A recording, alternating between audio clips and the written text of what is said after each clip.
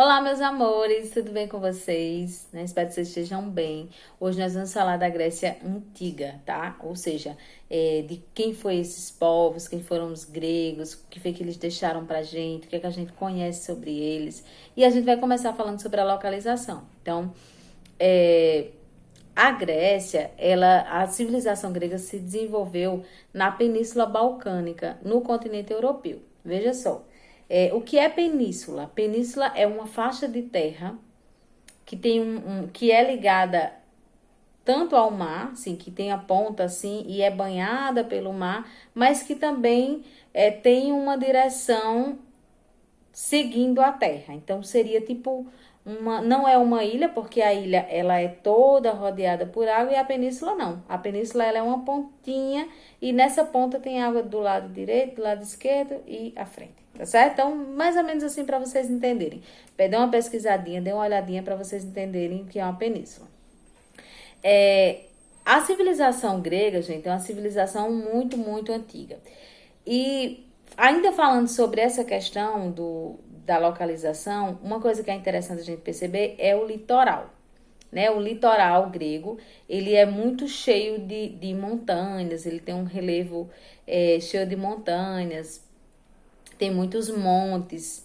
E aí, isso é engraçado, isso é interessante, porque os gregos, eles acreditavam que esse lugar alto seria, então, o lugar em que os deuses estariam ali, olhando para eles, podendo ouvir, porque o povo grego era um povo que era muito ligado a essa ideia de ter vários deuses, né? Eles eram politeístas, isso a gente vai ver mais um pouquinho à frente.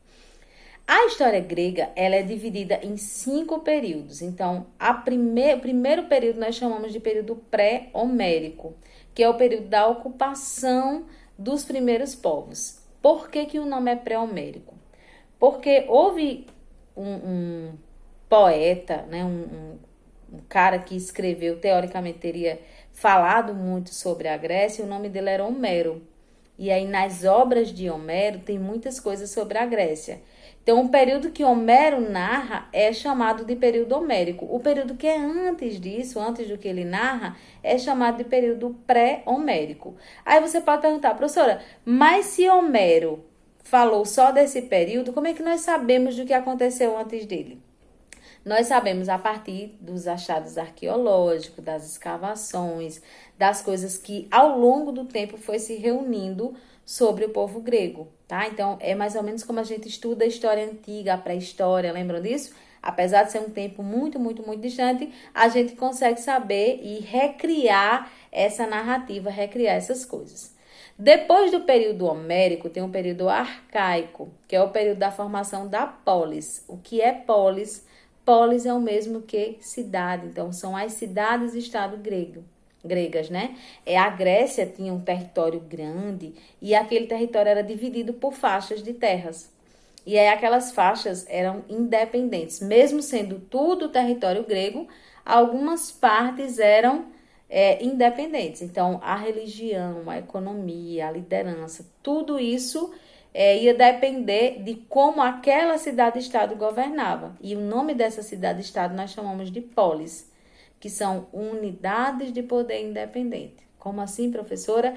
É que eles tinham, né? Cada polis, por exemplo, Atenas, que era uma cidade-estado, Esparta, que era outra, tinham os seus líderes, o seu modo de viver, o seu povo, os seus costumes.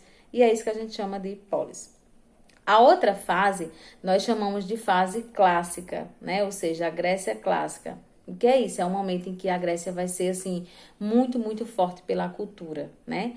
E aí esse legado cultural da Grécia vai ficar bastante, tanto em relação às esculturas, como às pinturas, a escrita, a filosofia, enfim. E por fim, a quinta fase a gente chama de período helenístico. O que é isso? É o período em que vai haver a junção da cultura clássica com a cultura macedônica. É quando os romanos e os macedônicos, eles tomam conta, eles vão dominar a Grécia. Então, essas são as 5 fases da Grécia. Pré-homérica, homérica, homérica, arcaica, clássica e helenística, ok? Bom, Seguindo aqui no vídeo, então, na economia, como era a economia? Ela era baseada no cultivo de trigo, de vinhedos, né? Ou seja, de uva. A metrópole exportava azeite, vinho, eles também faziam perfumes. Eles tinham alguns obstáculos comerciais, né? Por quê?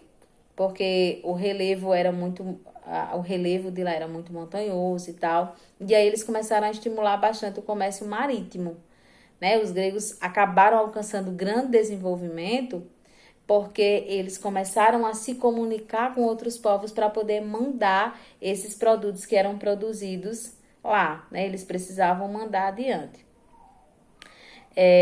Outra coisa que eu queria chamar a atenção para vocês é que na política, né, a Grécia não chegou a ser, por exemplo, um império. Isso por quê? Porque não tinha poder centralizado. Lembra disso? Como é o poder centralizado? É o poder na mão de um imperador, de um líder. No caso da Grécia, não. A Grécia tinha as cidades-estado. Então, cada poder tinha a sua organização social, né? Tinha a sua maneira de viver a religiosidade, tinha os seus deuses e por aí vai. É por isso que vai haver essas cidades-estados que vão se destacar de forma independente.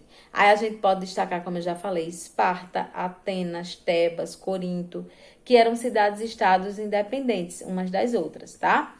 As polis eram formadas por vilas, por áreas agrícolas, né? Então, essas polis, elas cuidavam daquilo que elas tinham para desenvolver, como era no caso, algumas polis eram voltadas para o cultivo, outras não, eram voltadas para o comércio marítimo, outras, como era o caso de Esparta, eles se desenvolviam muito a partir da guerra, né? Por quê? Porque eles começavam a conquistar outros povos, né? A ganhar outros povos, e isso fazia com que eles tomassem conta daquela riqueza e daqueles recursos que aqueles povos tinham, tá, gente? Então, essas cidades-estado permitia que tivesse uma diferença grande entre esses povos, tá? Então, só para a gente entender um pouquinho, quais foram os povos que começaram a formar a Grécia? No período pré-homérico, que foi o período de formação da Grécia, os jônios, os eólios, os aqueus e os dórios, eles começaram a fazer uma migração para a região ali e foram eles os grupos responsáveis por formar a Grécia nesse primeiro momento, nesse momento que a gente chama de período pré-homérico, né? No período homérico foi o período em que a organização social passou a ser baseada nos genes. O que era genes? Os genes era tipo umas famílias, né? Que começaram a se organizar, começaram a ter terras, começaram a cultivar. E aí eles começaram Aí começa a desigualdade entre os grupos, ou seja, começa a ter grupos que têm terras e grupos que não têm terras.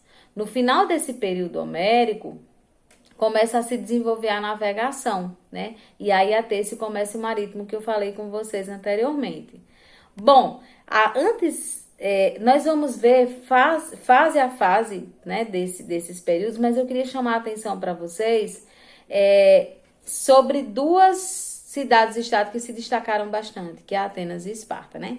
Cada uma teve o seu momento de se destacar ali na Grécia, né? E a realidade entre elas foi muito diferente. Porque, por exemplo, no caso dos espartanos, eles eram formados para a guerra, a educação deles era formada para a guerra. Quando o sujeito nascia em Esparta, ele já nascia com essa ideia, com essa característica da guerra. Do outro lado, nós temos Atenas. Atenas era diferente, tinha um outro tipo de cultura.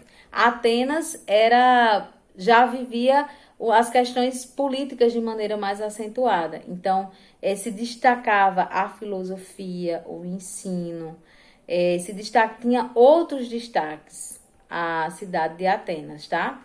E eu queria que vocês pesquisassem exatamente isso, essas diferenças entre a população de Atenas e a população de Esparta.